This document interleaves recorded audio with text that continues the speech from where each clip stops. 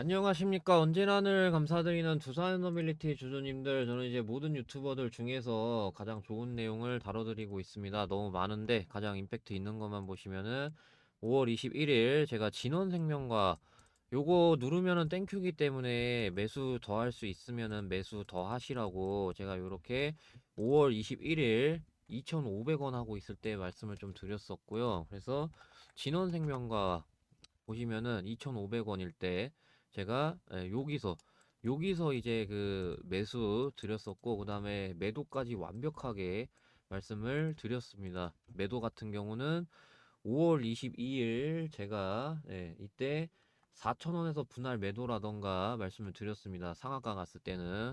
왜냐하면 이제 중장기건 단기건 무조건 한번 막히는 자리이기 때문에 4,000원에서 분할 매도, 그래가지고 4,000원, 여기인 거 보이시죠? 요렇게 분할 매도 하시라고 유일하게 이렇게 증명을 할 수가 있습니다. 이런 식으로 모든 유튜버들 중에서 가장 좋은 내용을 다뤄드리고 있는데, 자, 두산에너빌리티 아무래도 좀 가장 최근 그 수주적으로 놓고 봤을 때, 수주 쪽으로 놓고 봤을 때 가장 큰 이슈가 아무래도 체코였잖아요. 체코. 왜냐면은 이제 그 체코 두코바니 지역에 1기가와트급 신규 원전 5호기, 6호기 건설하는 계약을 이제 한국수력 원자력을 주축으로 한 팀코리아가 이제 체코하고 계약을 이제 맺었기 때문에, 그래서 2009년 UAE 바라카 원전 이후 16년 만에 해외 원전 수출로 유럽연합 회원국을 대상으로 최초 사례입니다. 최초. 그래서 이번 프로젝트 사업비가 적은 것도 아니고 무려 26조나 되죠. 그래서 5호기, 6호기를 각각 2029년과 2030년에 착공해서 2036년과 2037년 준공하는 게 목표입니다. 그래서 어, 수주 쪽으로는 이게 제일 크잖아요. 아무래도. 그래서 한수원이 주 계약자로서 EPC 시운전, 핵 연료 공급까지 전 가동 과정을 주도합니다. 여기 이제 보시면 한전기술, 그 다음에 두산에너빌리티 여기 있죠. 대우건설, 한전 KPS 등 원전 밸류체인 주요 기업들이 총출동합니다. 향후 요것뿐만 아니라 테멜린 3호기, 4호기 건설 시에도 우선 협상권이 부여돼 가지고 추가 수주 가능성이 크죠. 그래서 웨스팅하우스와 EDF 견제를 뚫고 정말 대단하다라고 말씀드리고 싶은 게, 체코 원전 요번 수주가 단순 입찰 경쟁을 넘어서 지식재산권, 반독점, 보조금 분쟁까지 얽히고 설키고 우여곡절 끝에 얻어낸 그런 너무나도 값진 성과라고 말씀드리고 싶은 거죠. 그래서 이 한수원은 2023년 10월 미국 웨스팅하우스, 프랑스 EDF 등과 함께 체코 신규 원전 사업 입찰서를 제출을 했는데, 2024년 7월 한수원이 우선 협상 대상자로 선정이 됐지만 EDF와 웨스팅하우스는 체코 경쟁 당국과 행정법원에 이의 제기를 해서 계약이 일시 보류되기도 했죠. 그래서 특히 이제 웨스팅하우스는 한국이 체코에 공급하려는 한국형 원전 모델 APR 1400이 자사기술 기반이라면서 지식재산권 분쟁을 지속을 했죠. 이를 둘러싸고 한미양국은 2025년 1월 원자력 수출 협력 원칙 공동 발표하며 APR 1400 수출에 사실상 공동 명분을 부여했죠. 그래서 이 웨스팅하우스도 일정 부분 로열티 수익 또는 하도급 배분을 확보한 것으로 알려졌습니다. 체코 원전 수주의 마지막 걸림돌로 여겨지던 웨스팅하우스와의 지식재산권 문제가 해결되면서 체코 원전 수주가 확정되는 듯 했지만, EDF가 체코 지방법원에 가처분 소송을 제기하고 최종 계약 서명 하루 앞두고 일시 정지됐었는데, 근데 이제 6월 4일 체코 최고 행정법원이 EDF 주장 최종 기각하면서 한수원은 공식 계약에 성공을 했습니다.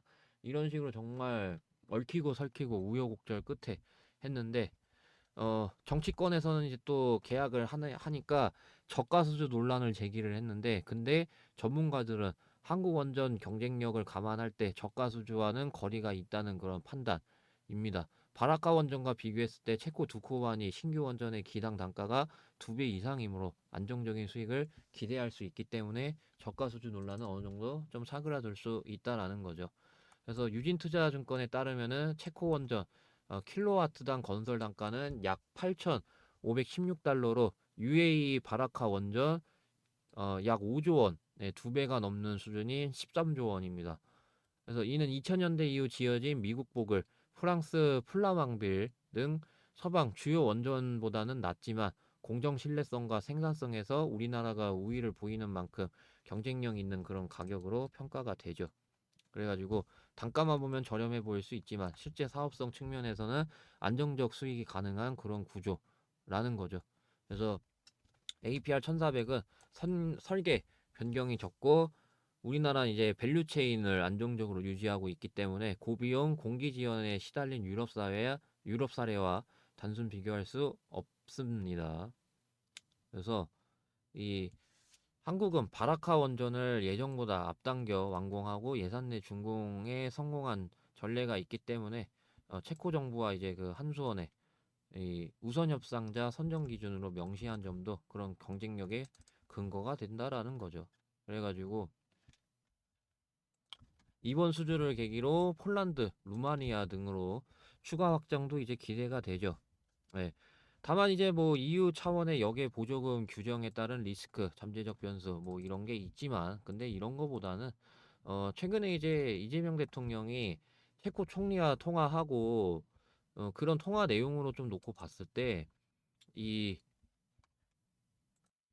원전을 넘어 첨단 산업, 인프라, 에너지 등 다양한 분야를 아우르는 포괄적 협력으로 확대될 수 있도록 긴밀히 협력해 나가기로 했다라고 좀 얘기를 했습니다. 그래서 이 대통령은 이날 통화에서 피알라 총리에게 체코에 진출해 있는 약 100여 개 우리 기업에 대한 관심과 지원을 당부했다고 이제 전했고, 양 정상이 이제 인적 교류의 확대를 평가하면서 문화 교류 협력도 확대되기를 기대했다라고 하면서 한반도 정세 등 국제 정세와 관련해 의견을 교환하고 다양한 지정학적 위기에 대응해 나가기 위한 노력도 지속해 나가기로 했다라고 밝혔습니다. 그래서 이 대통령이 피알라 총리에게 향후 편리한 시기에 한국을 방문해 주길 기대한다고 했고 피알라 총리도 이에 어, 사의를 표했다고 했습니다. 그래서 이 대통령은 미국, 일본, 중국에 이어 이날 네 번째로 체코 정상과 통화를 했죠.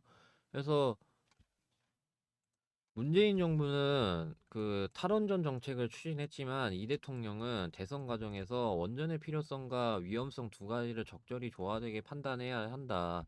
에너지 믹스가 필요하다면서 원전을 배제하지 않는 그런 입장을 밝혔단 말이에요. 그렇기 때문에 이재명이 대통령 이제 계속 이제 쭉 이어나가도 뭐 그 원전에 대한 리스크가 떨어진다라는 거죠. 이런 입장이기 때문에. 자, 그래가지고 좀 요렇게 말씀을 드렸는데 일단 지금 4% 하락이 좀 나왔잖아요. 자, 일단 얘네가 이 3일선, 5일선 종가 이탈한 적이 있기 때문에 요렇게 이제 좀 종가 마감이 되면은 어느 정도 좀 11선으로 봐야죠. 11선 종가는 이탈하지 않고 그러니까 이때도 보시면은 자, 얘네가 마이너스 13%까지 갔다 왔는데 제가 설정한 이 11선 종가로 이탈하진 않았단 말이에요. 이때부터 쭉 해가지고 한 번도 11선 종가로 이탈하지 않았는데 11선 종가로 이 뒤로 이탈된다? 라고 하면은 어느 정도 이 상승에 대해서 조정이 드디어 들어가는 거죠. 하나솔루션처럼요. 하나솔루션이 이제 얘네가 올라가는 과정 속에서 5일선 종가로 한 번도 이탈하지 않다가 여기서 딱 이탈하니까 그 뒤로 이제 귀신같이 좀 조정이 들어갔었고 그래서 좀 그런 관점으로 좀 볼 수가 있겠죠. 그래서 단기적으로는 조정 들어갈 수 있는데 중장기적으로는 그 한미 반도체처럼 요렇게 요렇게 이제 어느 정도 좀 박스 들어가고 그러고 이제 2차 파동 나오는 그런 방식으로 좀 보시면 된다라는 겁니다. 다만 이제 이 박스가 어느 정도 좀 몇 달 동안은 이어져야 될 거예요. HD 현대 일렉트릭만 놓고 보더라도 자 얘네가 이제 드디어 이제 2차 파동 나오고 있는데 자 여기서 얘네가 이런 2차 파동 나오기 전까지 여기부터였죠. 여기까지 자 1년 걸렸어요. 얘네가 1년 가까이 자 하락 그 다음에 얼마 못 가서 또 하락 얼마 못 가서 또 하락 그래서 여기 2025년 5월 본격적으로 이제 상승 랠리 타기 전에 자 8월이라고 칠게요.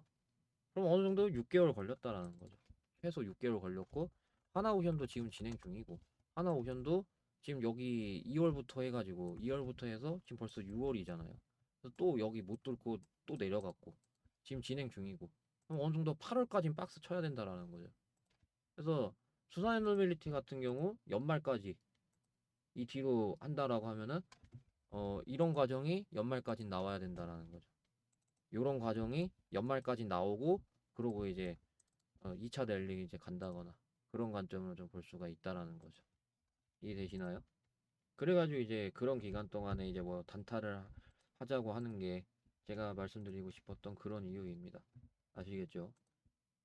자, 그러면은 영상 여기까지 하겠습니다. 감사합니다.